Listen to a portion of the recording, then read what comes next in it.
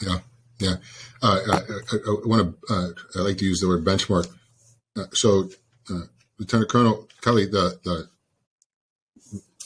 part of the evolution of being trainable, really possibly this somebody could say whatever the first step is. There's different first steps to a lot of things, but a major distinction that's required when in the world of being a fully functioning, self-determining person, raising a fully functioning, self-determining child, training a fully functioning, self-determining adult, being a fully functioning, self-determining company, team.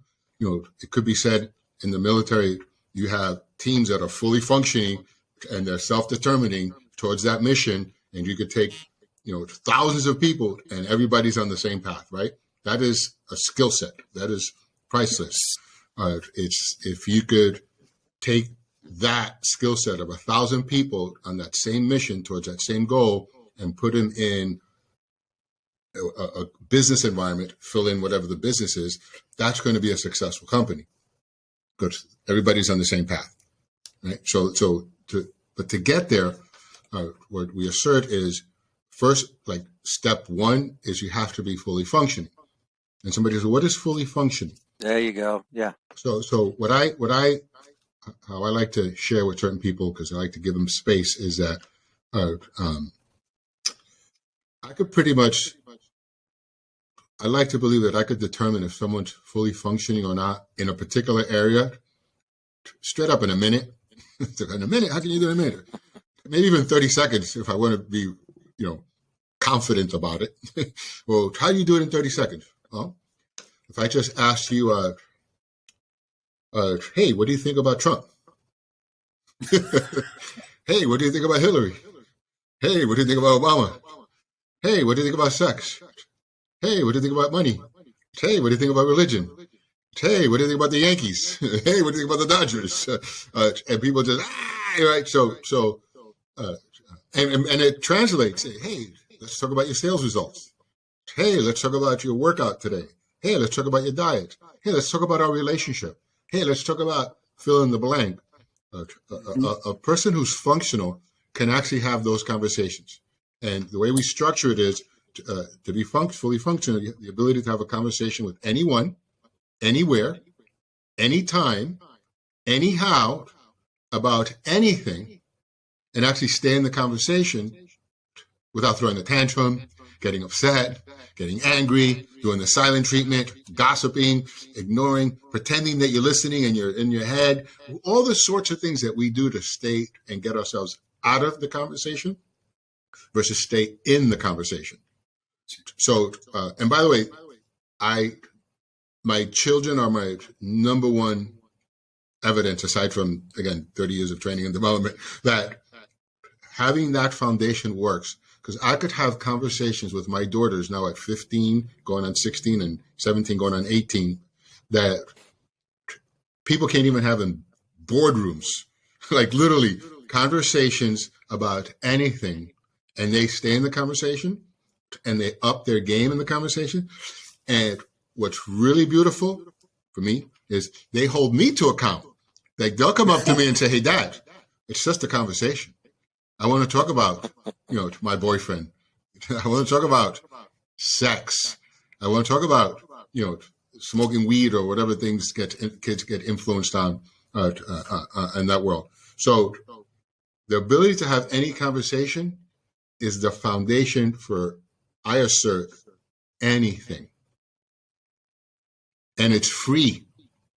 It does not cost someone to learn language, to increase their vocabulary. Now, I've come across a lot of people who, they try to give me pushback, and I say, I welcome the pushback. I'm really trained at this, and give me the pushback. I'll say two things to them. The first one I'll say is, that saying a picture tells 1,000 words? They go, yeah, of course, a picture tells 1,000 words. I go, that's completely false. What do you mean it's false? A picture tells it? No, a picture does not say anything, quite frankly. It's just a picture. Well, is there any noise coming out of the picture? No, so it's not saying anything. Well, let's start off with that. Okay. If it's a picture, there's no words on it, right? Yeah. So, but how does that picture tell 1,000 words? Well, because 1,000 words. You're going, no. What tells 1,000 words is your vocabulary. Because somebody who has a vocabulary of only 50 words is going to look at that picture, and at best, they're going to come up with 50 words. So that picture might tell 50 words to that person. Another person who has a vocabulary of 1,000,000 words could look at that picture and go, oh my God, they just see 1,000,000 different ways of interpreting that picture. So your vocabulary determines what you see, your thoughts, your ability to be with and think, and gives you an opportunity to have these conversations.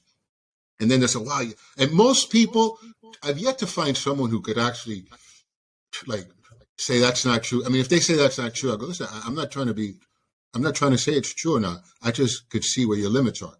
Well, how do you know my limits? I go, because you can't even have a conversation about your limits. See, you can have a conversation about my limits. I am not upset that someone's smarter than me. I actually welcome it. I actually love people. I do jujitsu, and during this whole COVID thing, there was a couple of guys in the jiu-jitsu world who all of a sudden they were medical experts. And I would tell them, I go, would you go to your doctor and listen to their jiu-jitsu advice? So why am I going to you to listen to medical advice? Unless my doctor also did jiu-jitsu, which ironically he does. And, wear a mask and get vaccinated were smart things to do.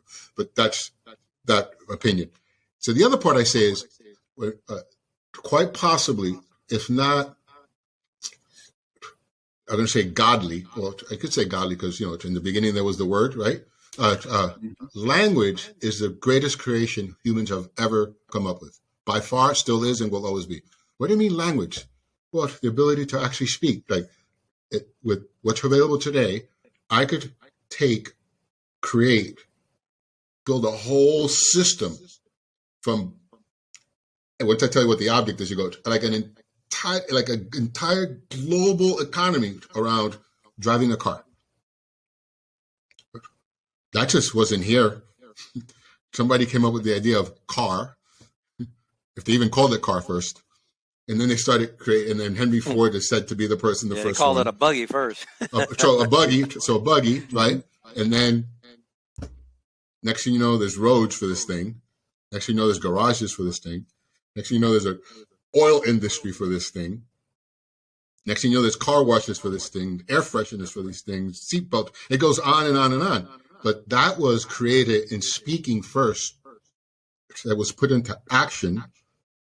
A lot of trial and error. And here we are.